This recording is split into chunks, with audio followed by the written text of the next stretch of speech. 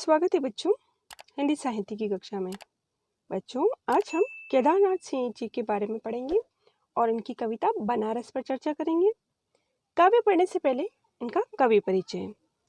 इनका जन्म हुआ 1934 में और निधन हुआ 1918 में। केदारनाथ सिंह जी का जन्म बलिया जिले के चकिया गांव में हुआ।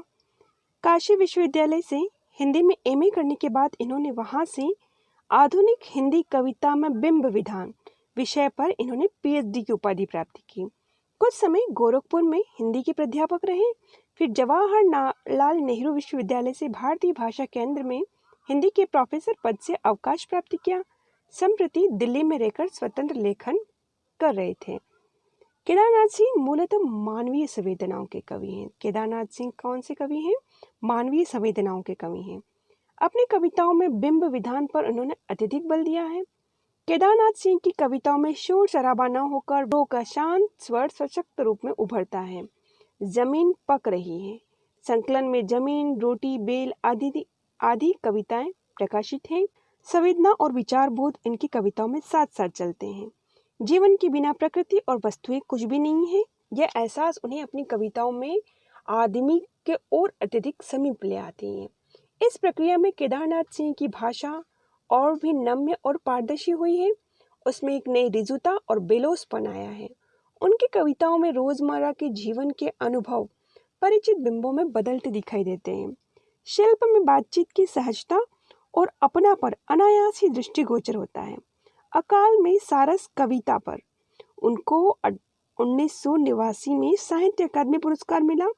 1994 में मध्य प्रदेश शासन द्वारा संचालित मैथिली शरण गुप्त राष्ट्रीय सम्मान, कुमार आशारण व्यास सम्मान, दयावती मोदी सम्मान आदि सम्मानों से सम्मानित किया गया। केदारनाथ सिंह के 7 काव्य संग्रह प्रकाशित हुए जिनके नाम हैं अभी बिल्कुल अभी, जमीन पक गई है, यहाँ से देखो, अकाल में सारस, उत्तर कबीर और अन्य कविताएं, बाग, टॉल्स्टॉय, साइकिल, कल्पना और छायावाद, आधुनिक हिंदी कविता में बिंब विधान का विकास उनकी आलोचनात्मक पुस्तकें हैं। मेरे समय के शब्द और कब्रिस्तान में पंचायत, ये इनकी निबंध संग्रह है। हाल ही में उनकी चुनी हुई कविताओं का संग्रह प्रतिनिधि कविताओं नाम से प्रकाशित हुआ। इनके द्वारा संपादित ताना बाना नाम से विविध भारतीय भाषाओं का हिंदी में अनुदित काव्य संग्रह हाल ही में प्रकाशित हुआ है। अब बच्चों, अब हम कविता पढ़ते हैं बनारस। इस शहर में बसंत आता है और जब आता है तो मैंने देखा है कि लहर तारा व मंडुआडीह की तरफ से उठता है धूल का एक बवंडर और इस पुराने शहर की जीप किरकिराने लगती है। जो है वह सुगबुगाता है, जो नहीं है वह फेंकने लगता है पचकियां। आदमी दशाश्वमेध पर जाता है और पाता है घाट का आखिरी पत्थर और कुछ और मुलायम हो गया है। सीढ़ियों पर बैठे बंदरों की आंखों में एक अजीब सी नमी है और एक अजीब सी चमक से भर उठा है भिखारियों के कटोरों का निचाट खालीपन। तुमने कभी देखा है खाली कटोरों में वसंत का उतरना? यह शहर इसी तरह खुलता है और इसी तरह भरता है और खाली होता है यह शहर। बच्चों, इसके शब्दार्थ हम इसकी व्याख्या के साथ साथ ही देखेंगे, तो हम इसकी व्याख्या शुरू करते हैं। इस शहर में बसंत आता है और जब आता है तो मैंने देखा है कि लहर तारा और मंडुआडीह की तरफ से उठता है एक धूल का गुब्बार। कवि कह रहे हैं कि बनारस शहर में वसंत ऋतु का आगमन अकस्मात रूप से होता है और जब यह आता है तो ये लहर तारा और मंडुआडीह की तरफ से बनारस में प्रवेश करता है। उठता है धूल का एक बवंडर और जब ये मंडुआडीह और लहर तारा की तरफ से बनारस में प्रवेश करता है तो धूल भरी आंधियां चलती, धूल का बवंडर अर्थात धूल भरी आंधियां चलती हैं और इस महान पुराने शहर की जीप किरकिराने लगती है, जिसके कारण पूरा शहर क्या होता है, धूल में भर जाता है। अर्थात बनारस के प्रत्येक भाग में धूल ही धूल भर जाता है। धूल के कारण जिस प्रकार बच्चों मुंह में किरकिरापन आ जाता है, उसी प्रकार सारे शहर में धूल ही धूल भर जाती है और ऐसा लगता है मानो बनारस शहर की जो जीभ है वह धूल से के कारण किरकिरी होने लगी है। कहने का तात्पर्य यह है कि बनारस में बसंत में धूल भरी आंधियां चलती और सारा वातावरण है वह धूल दूषित हो जाता है। जो है वह सुगबुगाता है। कवि कह रहा है कि बनारस में वसंत की हवा चलने से जो है अर्थात जो अस्तित्व में है वो सुगबुगाता है, अर्थात उसमें जागृति आ जाती है। सुगबुगाना का अर्थ है जागृति आ जाना। जो नहीं है अर्थात जो अस्तित्व में नहीं है वह फेंकने लगता है पचकिया। पचकिया मतलब अंकुरण, अर्थात जो अस्तित्व में नहीं है उसमें भी नवा अंकुर फूटने लगते हैं। इस प्रकार वसंत की हवा का पूरे वातावरण पर प्रभाव पड़ते हैं। अर्थात इन दोनों पंक्तियों का अर्थ ये है कि जो व्यक्ति अपने जीवन में जो असफलताओं से निराश नहीं होता है उसमें एक नई उमंग और नया संकल्प भर जाता है, नवजीवन का संचार होने लगता है और वातावरण नवीन उत्साह से भर जाता है। आदमी दशाश्वमेध पर जाता है और पाता है घाट का आखिरी पत्थर कुछ और मुलायम हो गया है। कवि यहाँ कह रहे हैं कि दशाश्वमेध, ये बनारस में गंगा नदी का एक घाट है बच्चों, जिसका नाम है दशाश्वमेध घाट। अब यहाँ कवि कह रहे हैं कि दशाश्वमेध घाट पर आने वाला प्रत्येक व्यक्ति को ऐसा लगता है कि मानो वह नदी का स्पर्श करने वाला जो घाट का आखिरी पत्थर है वह उसके स्पर्श से और भी मुलायम हो गया है, अर्थात उसमें कठोरता कम हो गई है। ये ऐसा प्रतीत होता है जैसे बच्चों कि व्यक्ति का जो हृदय है वो पाषाण हृदय है, लेकिन जैसे ही वह दशाश्वमेध घाट पर जाता है उसका हृदय परिवर्तित होता है और उसके व्यवहार में परिवर्तन आ जाता है। सीढ़ियों पर बैठे बंदरों की आंखों में एक अजीब सी नमी है।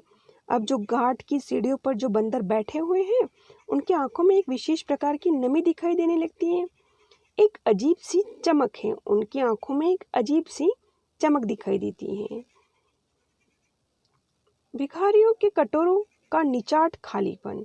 कवि कह रहे हैं कि घाट पर जो भिखारी बैठे हुए हैं उनके कटोरे भिक्षा से भर जाते हैं, अर्थात तुमने कभी देखा है खाली कटोरों में वसंत का उतरना, अर्थात उनके जो भिक्षा के जो खाली कटोरे हैं वो उनके कटोरों में वसंत उतर जाता है और वसंत के उतरने से उनके कटोरे भर जाते हैं, अर्थात जो दीनहीन है उसमें भी एक नई उमंग आ जाती है। तुमने कभी देखा है खाली कटोरों में वसंत उतरना।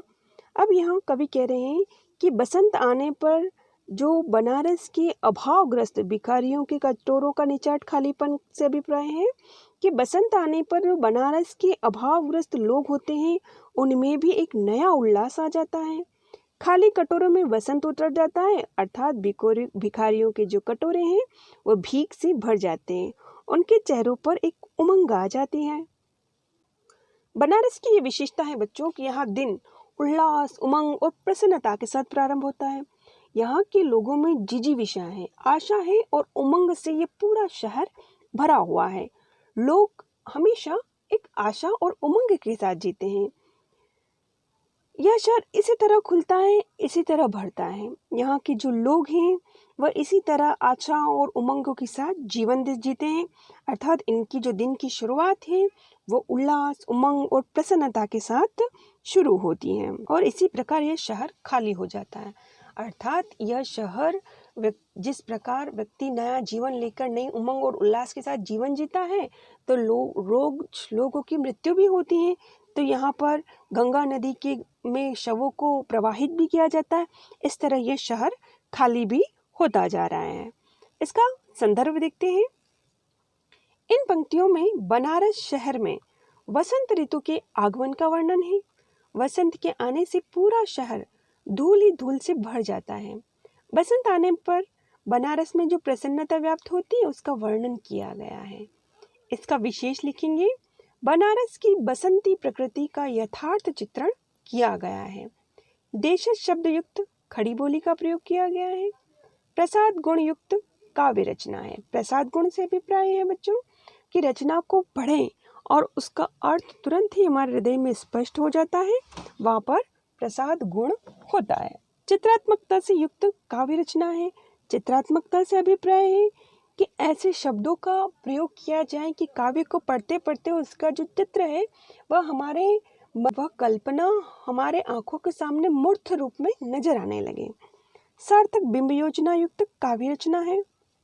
भाषा सहज, सरल और भावों के अनुकूल है। अगला पद्य है, तरह रोज रोज एक अनंत शव ले जाते हैं कंधे अंधेरी गली से चमकती हुई गंगा की तरफ। कह रहे हैं कवि कि बनारस ऐसा शहर है जहाँ व्यक्ति उल्लास और उमंग के साथ जीवन की शुरुआत करता है, तो वहीं यह शहर खाली भी होता जाता है, अर्थात व्यक्ति मृत्यु की ओर भी जाता है। लोग इसी तरह रोज रोज एक अनंत शव, इसी तरह लोग शव को कंधे पर उठाकर अंधेरी गली से निकलकर चमकती हुई या प्रकाश में गंगा की तरफ दाह संस्कार के लिए लेकर जाते हैं। अर्थात जब मृत्यु के अंधकार से निकलकर शव को मोक्ष के प्रकाश की ओर ले जाया जाता है। अंधेरी गली अर्थात मृत्यु के अंधकार से निकलकर चमकती हुई गंगा अर्थात मोक्ष के प्रकाश की ओर ले जाया जाता है। इस प्रकार शहर में कहीं खुशी का वातावरण व्याप्त है तो कहीं शोक की काली चादर बिछ गई है।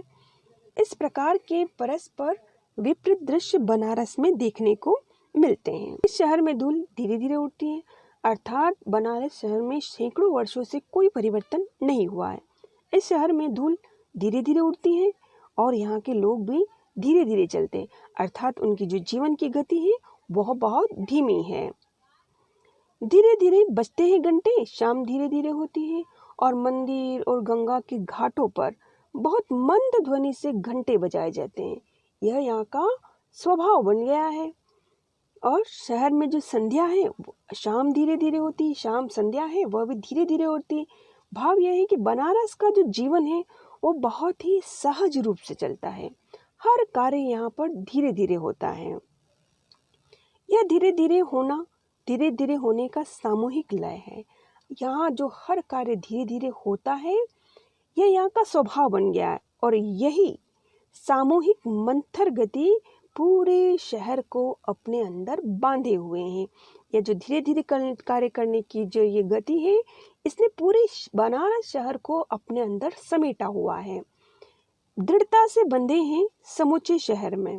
और इस मजबूत बंधन के कारण यह सभी अपने स्थान पर स्थिर है। दृढ़ता से मजबूती से सभी लोग यहाँ बंधे हुए हैं, इस तरह कि कुछ गिरता भी नहीं कि हिलता भी नहीं, और इस प्रकार बंधे हुए हैं कि वह यहाँ से गिरते भी नहीं हैं और हिलते भी नहीं हैं। अर्थात गंगा के प्रति जो आस्था और श्रद्धा है वो आज भी अडिग है। जो चीज जहाँ थी वहीं पर रखी है, अर्थात जो वस्तु जहाँ पर थी वह वही है। अर्थात जो पुराना जो वैभव है, जो उसकी महिमा है, जो उसकी गरिमा है, वह आज भी उसी तरह है जिस समय जैसा पहले के समय में थी। गंगा वही है, वहीं पर बंधी है नाव। कवि कह रहे हैं कि गंगा के प्रति जो आस्था और श्रद्धा है आज भी वही उसी तरह अडिग है और नाव भी निश्चित स्थान पर बंधती है और वहीं रखी है तुलसीदास की खड़ाऊ सैकड़ों वर्षों से, और सैकड़ों वर्ष से तुलसीदास की जो खड़ाऊ है वह भी वहीं रखी हुई है। अर्थात जो बनारस के पुराने मूल्य हैं, जो पुरानी मान्यताएं हैं, आस्था है, विश्वास है, श्रद्धा है, ये सभी बनारस की धरोहर के रूप में वहीं के वहीं सुरक्षित हैं। कहने का अभिप्राय यह है कि बनारस की जो आधुनिकता है, भव्यता है, वह सब एक जगह स्थिर है, अर्थात जैसी की तैसी है। भाव यह है कि बनारस का जीवन अब भी अपने पुराने ढंग से चल रहा है। कभी सही सांझ बिना किसी सूचना के घुस जाओ इस शहर में, कभी आरती के आलोक में। कभी कह रहा है कि कभी सही सांझ का अर्थ है संध्या के समय, बिना किसी सूचना के घुस जाओ इस शहर में, अर्थात संध्या के समय अचानक कभी इस बनारस नगरी को जाकर देखो, एक अजीब सा दृश्य आपके सामने नजर आएगा। कभी आरती के आलोक में, और जब संध्या की आरती के समय इस शहर को आप देखोगे तो आपके आश्चर्य का ठिकाना नहीं रहेगा। आपको हर एक चीज आश्चर्यजनक दिखाई देगी। इसका संदर्भ देखते हैं। प्रस्तुत पंक्तियों में बनारस की जीवन शैली का वर्णन किया है। आध्यात्मिक और सांस्कृतिक दृष्टि से इस नगर का अपना अलग ही महत्व है। यहाँ हर कार्य धीरे धीरे होता है, मानो ये शहर की विशेषता हो। इसका विशेष हम लिखेंगे। बनारस की आध्यात्मिक संस्कृति, आस्था और परंपरा का वर्णन है। धीरे धीरे में पुनरुक्ति प्रकाश अलंकार है। अनुप्रास अलंकार का भी प्रयोग किया गया है। प्रसाद गुण से युक्त काव्य रचना, खड़ी बोली का प्रयोग और बिंब योजना सशक्त है। अगला पद्य है, इसे अचानक देखो, अद्भुत है इसकी बनावट। कवि कह रहे हैं कि इसको अचानक से देखो, अर्थात कभी अचानक से आप बनारस को देखने जाओगे तो आपके आश्चर्य का ठिकाना नहीं रहेगा। यह आधा जल में है। यह ऐसा प्रतीत होता है कि यह आधा जल में है, आधा मंत्र में है और आधा फूल में है। अर्थात संध्या के समय मंदिरों और घाटों पर आधा शहर, बनारस का जो बनारस शहर है वह आधा जल में प्रतीत होता है और आधा मंत्र में और आधा फूलों से भगवान की आरती में उतारने में निमग्न रहता है। उसी समय आधा शव में है, आधा नींद में है और आधा शंख में। अगर ध्यान से देखो तो यह आधा है और आधा नहीं है। कवि यहाँ कह रहे हैं कि उसी समय दूसरी तरफ गंगा नदी पर आपको शव दिख जाएंगे, अर्थात चिताएं जलती हुई नजर आएगी। इस प्रकार यह शहर आधा नींद में है, आधा शव में है और आधा शंख की ध्वनि में है। अर्थात आधा शहर नींद की अचेतनता में डूबा है तो कहीं देर रात तक पाठ पूजा हो रही है। आधा शहर अगर ध्यान से देखो तो यह आधा है और आधा नहीं है। अर्थात ऐसा प्रतीत होता है कि यह आधा शहर प्राचीन संस्कृति के रूप में देखने को मिलता है और आधा शहर प्राचीनता, आध्यात्मिकता और श्रद्धा भक्ति में डूबता है, तो आधा शहर आधुनिक संस्कृति से सरोबार दिखता है। जो है वह खड़ा है बिना किसी स्तंभ के और जो नहीं है उसे थामे हैं राख और रोशनी के ऊंचे ऊंचे स्तंभ, आग के स्तंभ और पानी के स्तंभ, धुएं के, खुशबू के, आदमी के उठे हुए हाथों के स्तंभ। कवि कहते हैं कि बनारस में जो कुछ भी विद्यमान है वह बिना किसी आधार के, बिना किसी सहारे के खड़ा है। बनारस की जो प्राचीन आस्था है, आध्यात्मिकता है, विश्वास है, भक्ति, श्रद्धा, सभी विरासत के रूप में यहाँ जनजीवन में व्याप्त है। इसका मिथक रूप आज भी सुरक्षित है। अर्थात जो खड़ा है, अर्थात जो अस्तित्व में है वह बिना किसी सहारे से खड़ा है।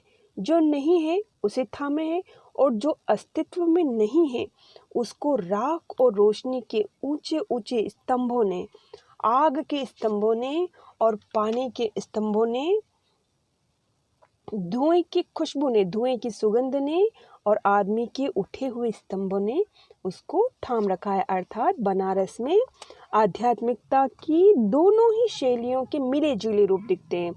अर्थात प्राचीन संस्कृति भी दिखती है और नवीनता के भी दर्शन होते हैं। किसी अलक्षित सूर्य को देता हुआ अर्घ, यह बनारस शहर सदियों से किसी अलक्षित अर्थात अज्ञात और अदृश्य सूर्य को अर्घ्य देता हुआ गंगा के जल में शताब्दियों से, बहुत पुराने समय से गंगा के जल में अपनी एक टांग पर खड़ा है यह शहर। अर्थात सूर्य को ब्रह्मा का प्राचीनतम रूप मानकर सदियों से यहाँ पर पूजा की जाती है। यह परंपरा आज की नहीं, ये बहुत पुरानी। कहने का तात्पर्य यह है कि आज भी गंगा नदी के जल में, गंगा के बीच में खड़े होकर जल से सूर्य को अर्घ्य दिया जाता है। अपनी एक टांग पर खड़ा है यह शहर और अपने दूसरी टांग से बिल्कुल बेखबर। अर्थात बनारस का एक भाग आज भी प्राचीन परंपराओं में बिल्कुल दृढ़ है और दूसरा जो भाग है वो बिल्कुल बेखबर है, अर्थात वो आधुनिकता से प्रभावित है। इस प्रकार बनारस में प्राचीनता के साथ साथ आधुनिकता का भी समावेश है। इसका संदर्भ देखते हैं। इन पंक्तियों में एक ओर बनारस की प्राचीन भव्य स्वरूप की झांकी प्रस्तुत की गई है तो दूसरी ओर बनारस की आधुनिकता का वर्णन है। सदियों से चली आ रही आध्यात्मिकता और सांस्कृतिक वैभव का भी वर्णन किया गया है। इसका विशेष है बनारस की प्राचीन आधुनिक दोनों ही स्वरूप का मिला जुला वर्णन है। भाषा सहज, सरल और भावों के अनुकूल है। बिंब योजना आकर्षक है। खड़ी बोली का प्रयोग किया गया है। प्रसाद गुणयुक्त काव्य रचना है और अनुप्रास अलंकार का प्रयोग किया गया है। बच्चों, यह थी केदारनाथ सिंह की कविता बनारस, जो कि बिंब विधान पर आधारित थी। आशा करती हूँ आपको ये कविता समझ में आई होगी। अगली कविता में हम शीघ्र ही मिलेंगे। तब तक के लिए आप इस कविता को पुनरावृत्ति करें और इसको समझने का प्रयास करें।